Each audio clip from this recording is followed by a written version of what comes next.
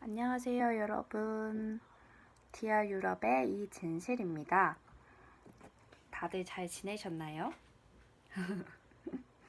제가 오늘 준비한 내용은 유럽 여행 언제 가야 할까라는 제목입니다.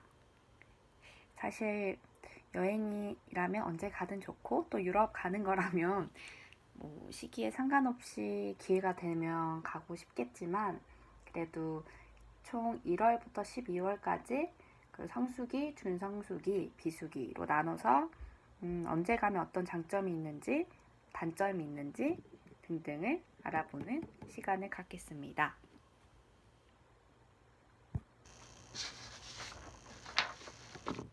첫 번째로 소개해드릴 때는 바로 성수기인데요. 성수기는 6월 중순부터 8월 정도까지로 생각하시면 될 것 같아요. 좋게 표현을 하자면은 따뜻하고 온화한 날씨, 하지만은 또 나쁘게 말하면 엄청나게 덥다고 할 수 있겠죠. 저는 유럽에 갔었을 때 엄청나게 더운 이 성수기에 갔습니다. 그 날씨가 청명하고 맑아서 일단 사진을 찍으면 잘 나오는 장점은 있는 것 같아요. 하지만 또 반면 한국처럼 막 습도가 높거나 또 동남아시아 같은 느낌이랑 좀 다르게 완전 쨍쨍한 햇빛이 많았던 것 같아요. 영국 쪽을 제외하면 대부분 약간 그런 날씨에 가까웠던 것 같고, 또 이게 휴가철이다 보니까 우리나라에서도 이때 여름방학을 맞이하는 학생들도 많고 또 여름 휴가를 얻게 되는 직장인들도 많기 때문에 성수기이면서도 또 비행기 값이 비싸지는 때인 것 같아요. 그래서 아무래도 사람들이 몰리다 보면 숙소나 항공편, 식사 비용 등이 좀 전체적으로 오르는 경향이 있는 것 같아요. 그래서 어딜 가든지 사람들도 굉장히 많은 편이고 어떤 관광 명소에 간다고 하더라도 기다리고 있는 그런 대기줄이 좀 긴 편인 것 같아요. 그래서 사전에 내가 유럽 여행지를 가면서 또 언제 어디에 갈 것이다 라는 계획이 생긴다면 온라인으로 통해서 예약을 하는 것이 현지에 가서 무작정 기다리는 것보다는 좀 시간적으로 여유가 있는 것 같고, 그래서 가능하다면 그렇게 하시는 걸 추천드립니다. 특히 성수기이기 때문에. 저도 여행하면서 사실 예정된 전체 일정이 아니었기 때문에 틈틈이 일정을 변경하기도 하고 추가하기도 했었는데, 그러다 보니까 몇 월 며칠에 스페인 어디에 있겠다라는 것까지는 사실 준비하지 않은 채로 여행을 했어요. 그러다 보니까 예상하지 못하게 가는 곳도 있고 그랬는데, 그러다 보니까 좀 유명한 관광 명소 같은 경우는 사전에 예약이 다 끝나버린다든지 혹은 그날 아침 일찍 그 티켓 오픈하는 시간에 맞춰 혹은 그 전에 가더라도 사람들이 이미 대기하고 있어서 가고 싶었던 곳을 못 갔던 적이 꽤 있기 때문에 아무래도 성수기에는 그런 점이 조금 불편한 것 같아요.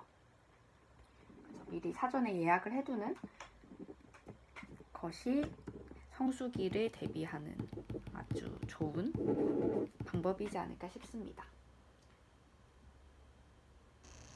그리고 날씨가 너무 덥고 덥기도 덥고 하지만 또 해가 길다는 장점이 있죠. 근데 한참 날씨가 더울 때는 약간 바깥 활동을 하는 것이 좀 너무 무리가 될 수 있는 것 같아요. 저도 그렇게 해서 엄청나게 고생을 한 적이 있어가지고 고생하는 여행이 주가 아니라면 적당하게 체력을 분배하는 것도 방법일 것 같습니다. 다음은 비수기인데요. 비수기는 성수기와 완전 반대되는 매력이 있겠죠? 11월부터 3월 정도일 것 같습니다. 겨울이라고 생각하시면 편할 것 같아요. 겨울이고 겨울이다 보니까 성수기와 반대로 해가 짧죠. 그래서 사실 여행하는 사람의 입장에서는 그 나라든 어떤 도시든 가서 뭐 구경할 수 있는 시간이 넉넉하고 돌아다닐 수 있는 그런 여유가 있으면 좋지만 아무래도 겨울에는 해가 빨리 지기 때문에 또 저희 나라와 다르게 외국에서는 또 밤늦게까지 막 불 켜져 있고 이런 문화가 아닌 곳도 많기 때문에 아마 돌아다니면서 구경할 수 있는 시간이 좀 상대적으로 줄어드는 게 맞는 것 같아요.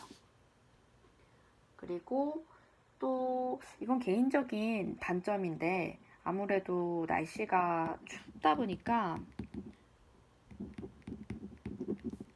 일단 외투? 옷을 좀 많이 챙겨야 하는 게 불편한 것 같아요. 왜냐면 항상 여행 그 짐을 챙길 때 그 캐리어에다가 이렇게 짐을 다 넣으면 항상 부족하죠. 그리고 막상 다 챙기기도 했는데 들고 가서 보면 굉장히 무거워서 사실 짐을 그렇게 많이 챙기는 편을 좋아하진 않는 것 같아요.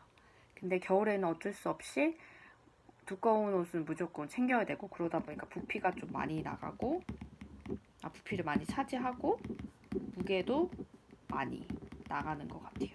그래서 이게 좀 제가 생각했을 때 비성수기 아니 그 겨울에 여행하면 아무래도 겨울은 비수기가 많기 때문에 그런 점이 좀 불편하지 않나 싶습니다. 그리고 또 이게 그 교통편 같은 경우도 성수기와 비수기의 차이가 있는 것 같아요.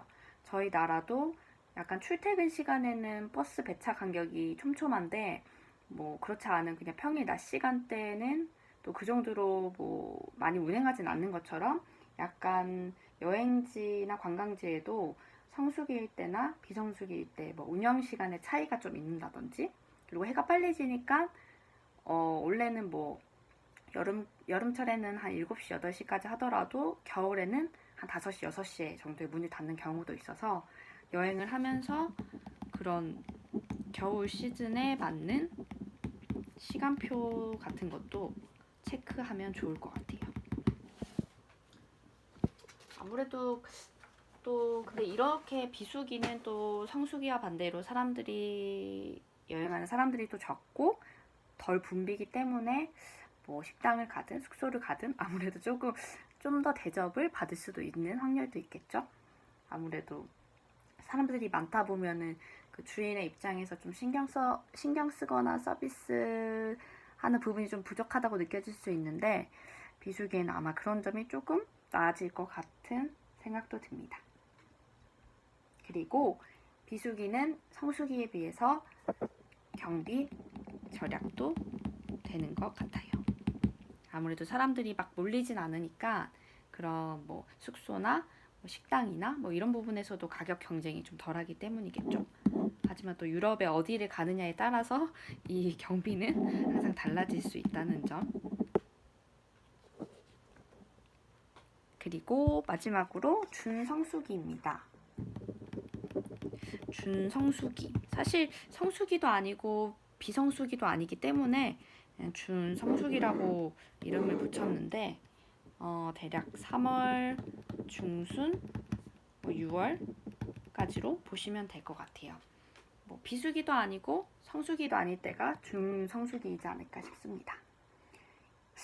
일단 날씨적으로 보면은 봄이나 가을 같은 느낌? 근데 제가 생각했을 때는 이때가 가장 여행하기가 편한 것 같아요. 저도 이때는 제가 유럽에 안 가봐가지고 어떤 느낌인지 사실 잘 모르겠긴 한데 그래도 저희 나라만 해도 사실 요즘에는 여름이랑 겨울이 거의 1년의 대부분을 차지하고 있는 느낌이 나잖아요. 봄이랑 가을은 많이 없어져서 날씨도 좋고 바람도 선선한 그런 봄과 가을이 너무 많이 없어지고 너무 덥거나 너무 추운 게 이어져서 사실 많이 안타까운데 여행을 할 때는 너무 덥지도 않고 그렇다고 너무 춥지도 않은 이런 준성수기 때가 가장 돌아다니기도 편하고 사진도 예쁘게 나오고 또 적당히 해도 길고 또 그렇다고 사람이 너무 없지도 않고 뭐 이런 것들이 다 장점이 혼합되지 않았을까라는 생각이 듭니다. 아무래도 옷 같은 것에도 겨울에 외투나 뭐 그런 것들보다는 좀 덜 부담이 되고 그런 점이 좋을 것 같아요. 그래서 개인적으로는 유럽에 다시 가게 된다면 준성수기 3월 중순이나 6월 날씨가 좋을 때 꼭 다시 한번 가보고 싶어요. 제가 유럽에 그래도 아직은 못 가본 데가 많기 때문에 기회가 된다면 선택할 수 있다면 이 시기에 가고 싶습니다. 하지만 뭐 다들 직업이 있으시고 직장에 다니시고 그리고 또 학생이실 수도 있고 또 개인적인 또 일을 하고 계시는 분들이 대부분일 것 같아서 아무래도 저희는 원하는 시기 그때 여행을 가는 것보다 갈 수 있을 때 가게 되는 경우가 많은 것 같아요. 그래서 이렇게 시기를 딱 정해서 가기에는 조금 어려울 수는 있지만 그래도 언젠가 다시 갈 수 있기 때문에 성수기와 비성수기, 준성수기 특징을 한번 정리해 보았습니다. 네. 앞으로 기회가 되신다면 이 세 가지 시즌에 다 한 번씩 가보셔서 실제로 어땠는지 또 좋았던 점은 무엇이고 불편했던 것은 어떤 건지라고 직접 겪어보시고 생각해 보시고 비교해 보셔도 좋을 것 같아요. 오늘은 좀 짧게 끝난 것 같아요. 저번에는 너무 길게 이어져가지고 거의 20분 넘게 촬영을 했는데 오늘은 한 12분 정도에 끝낼 수 있는 것 같네요. 그러면 다음 시간에 다시 돌아오도록 하겠습니다. 감사합니다.